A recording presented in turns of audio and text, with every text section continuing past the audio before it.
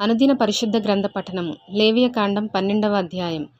మరియు యెహోవా మోషేకు ఇలాగు సెలవిచ్చెను, నీవు ఇశ్రాయేలీయులతో ఇట్లనుము, ఒక స్త్రీ గర్భవతి అయి మగపిల్లను కనిన ఎడల ఆమె 7 దినములు పురిటాలై ఉండవలెను. ఆమె తాను ముట్టుదై కడగా నుండి దినముల లెక్కను బట్టి పురిటాలై ఉండవలెను.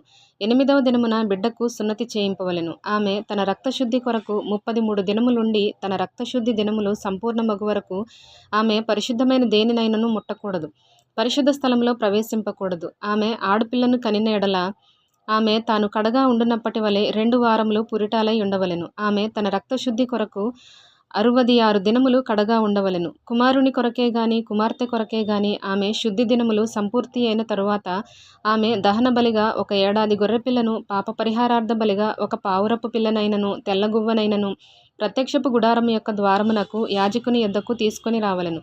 అతడు యెహోవా సన్నిధిని దానిని అర్పించి ఆమె నిమిత్తము ప్రాయశ్చిత్తము చేయగా ఆమె రక్తస్రావ విషయమై ఆమె పవిత్రపరచబడును. ఇది మగపిల్లను గాని ఆడపిల్లను గాని కనిన స్త్రీని గూర్చిన విధి.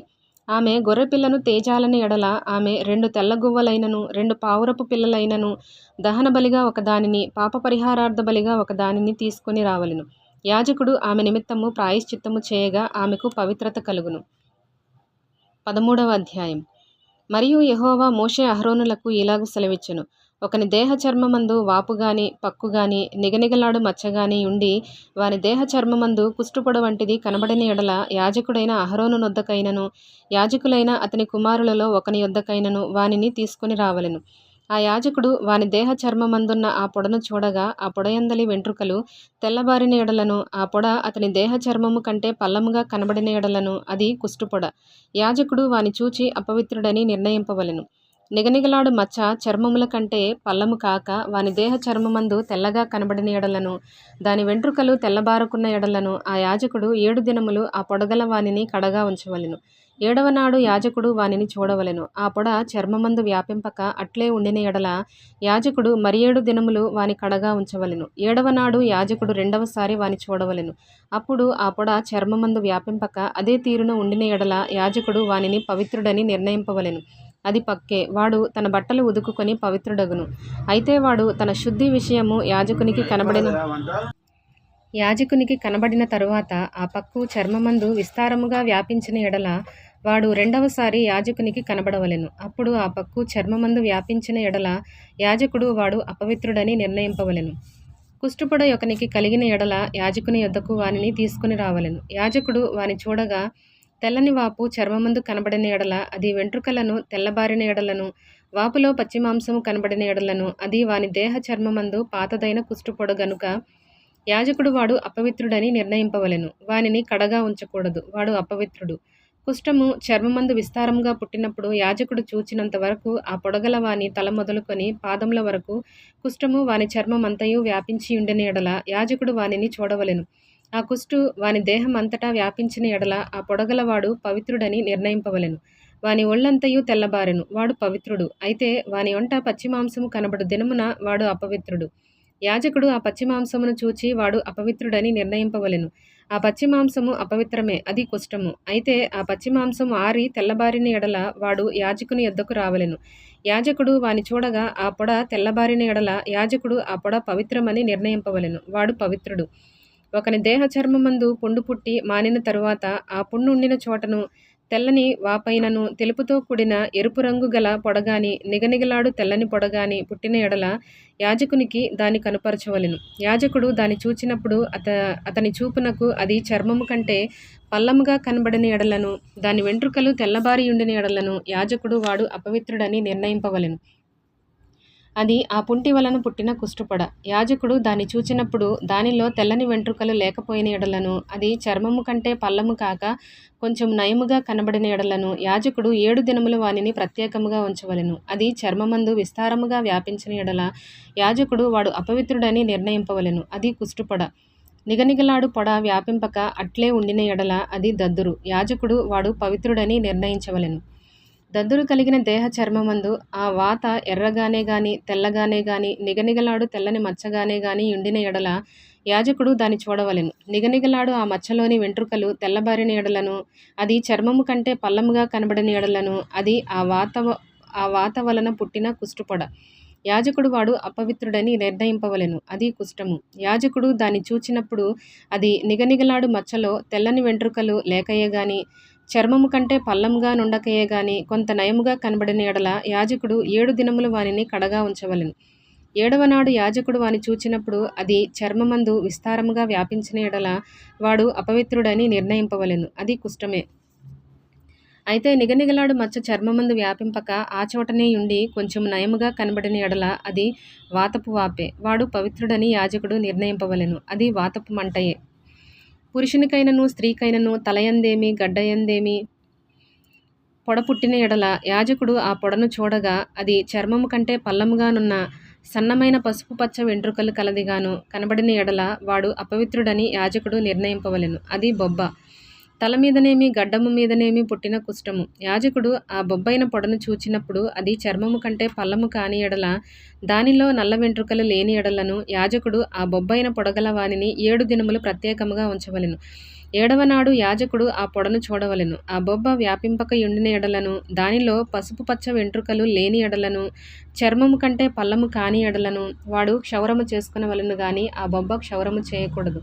యాజకుడు బొబ్బగల వానిని మరి 7 దినములు ప్రత్యేకముగా ఉంచవలెను. 7వ నాడు యాజకుడు ఆ బొబ్బను చూడగా అది చర్మమందు బొబ్బ వ్యాపింపక చర్మము కంటే పల్లము కాక యుండిన ఎడల యాజకుడు వాడు పవిత్రుడని నిర్ణయింపవలెను. వాడు తన బట్టలు ఉదుకుకొని పవిత్రుడగును. వాడు పవిత్రుడని నిర్ణయించిన తరువాత బొబ్బ విస్తారముగా వ్యాపించిన ఎడల యాజకుడు వాని చూడవలెను. అప్పుడు ఆ మాద వ్యాపించి ఉండిన ఎడల యాజకుడు పసుపు పచ్చ వెంట్రుకలను వెదకనక్కరలేదు, వాడు అపవిత్రుడు. అయితే నిలిచిన ఆ మాదలో నల్ల వెంట్రుకలు పుట్టిన ఎడల ఆ మాద బాగుపడెను, వాడు పవిత్రుడు. యాజకుడు వాడు పవిత్రుడని నిర్ణయింపవలెను. మరియు పురుషుని దేహపు చర్మమందేమి స్త్రీ దేహపు చర్మమందేమి నిగనిగలాడు మచ్చలు అనగా నిగనిగలాడు తెల్లని మచ్చలు పుట్టిన ఎడల యాజకుడు వానిని చూడవలెను. వాని దేహ చర్మమందు నిగనిగలాడు మచ్చలు వాడియుండిన ఎడల అది చర్మమందు పుట్టిన యొక్క పొక్కు, వాడు పవిత్రుడు. తల వెంట్రుకలు రాలినవాడు బట్టతలవాడు అయినను వాడు పవిత్రుడు. ముఖము వైపున తల వెంట్రుకలు రాలినవాడు బట్టనొసటివాడు, వాడు పవిత్రుడు. అయినను బట్టతలయందే గాని బట్టనొసటి ఎందే గాని ఎర్రగా నుండు తెల్లని పొడ పుట్టిన ఎడల అది వాని బట్టతల ఎందైనను బట్టనొసటి ఎందైనను పుట్టిన కుష్ఠము. యాజకుడు వానిని చూడవలెను. కుష్ఠము దేహ చర్మమందు కనబడును. ఆ పొడ వాపు చూపునకు వాని బట్ట తల ఎందైనను వాని బట్ట నొసటి ఎందైనను ఎర్రగా నుండు తెల్లని పొడి అయిన ఎడల వాడు కుష్ఠరోగి, వాడు అపవిత్రుడు. యాజకుడు వాడు బొత్తిగా అపవిత్రుడని నిర్ణయింపవలెను. వాని కుష్ఠము వాని తలలోనున్నది. ఆ పొడగల కుష్ఠరోగి వస్త్రములను చింపివేయవలెను. వాడు తల విరియబోసుకొనవలెను. వాడు తన పై పెదవిని కప్పుకొని అపవిత్రుడను అపవిత్రుడను అని బిగ్గరగా పలుకవలెను. ఆ పొడ వానికి కలిగిన దినములన్నీయు వాడు అపవిత్రుడై ఉండును. వాడు అపవిత్రుడు గనుక ప్రత్యేకముగానే నివసింపవలెను. వాని నివాసము పాళెమునకు వెలుపల ఉండవలెను.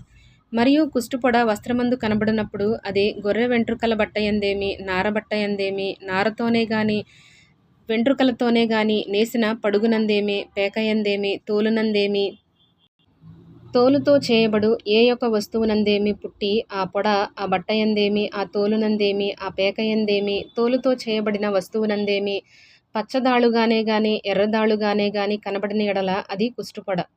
యాజకునికి దాని కనుపరచవలెను. యాజకుడు ఆ పొడను చూచి పొడగల వాటిని 7 దినములు ప్రత్యేకముగా ఉంచవలెను. 7వ నాడు అతడు ఆ పొడను చూడవలెను. అప్పుడు ఆ వస్త్రమందు అనగా పడుగునందే గాని పేకయందే గాని తోలునందే గాని తోలుతో చేసిన వస్తువునందే గాని ఆ పొడ వ్యాపించిన ఎడల అది కొరుకుడు కుష్ఠము, అది అపవిత్రము. కావున అతడు ఆ పొడ దేనిలో ఉన్నదో ఆ వస్త్రమును నారతోనేమి వెంట్రుకలతోనేమి చేసిన పడుగును పేకను తోలుతో చేసిన ప్రతి వస్తువును అగ్నితో కాల్చివేయవలెను, అది కొరుకుడు కుష్ఠము. అగ్నితో దాన్ని కాల్చివేయవలెను. అయితే యాజకుడు చూచినప్పుడు ఆ పొడ ఆ వస్త్రమందు అనగా పడుగునందేమి పేకయందేమి తోలుతో చేసిన మరి దేనియందేమి వ్యాపింపకపోయిన ఎడల యాజకుడు ఆ పొడగల దానిని ఉదకనాజ్ఞాపించి మరి 7 దినములు దానిని విడిగా ఉంచవలెను. ఆ పొడగల దానిని ఉదికిన తరువాత యాజకుడు దానిని చూడవలెను. ఆ పొడ మారకపోయినను వ్యాపింపకపోయినను అది అపవిత్రము.